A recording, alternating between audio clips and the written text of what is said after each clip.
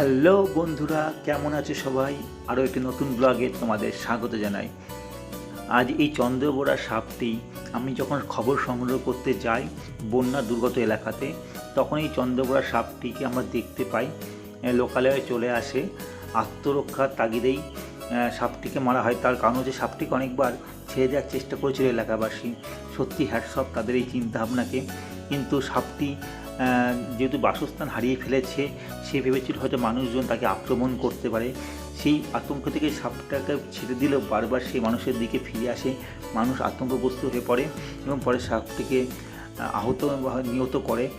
এটা খুব খারাপ লাগলেও লেগেছে, কিন্তু অনেকবার চেষ্টাও করেছিল গ্রামবাসী তাকে বাঁচানোর, বাট সম্ভব হয়নি সেটা। এই ছিল আজকের আমার সংবাদ সংগ্রহের পাশাপাশি একটি ঘটনা, যেটা তোমাদের সাথে শেয়ার করলাম। আজ এ পর্যন্তই, দেখা হবে আগামীতে নতুন কোনো ব্লগে। টাটা।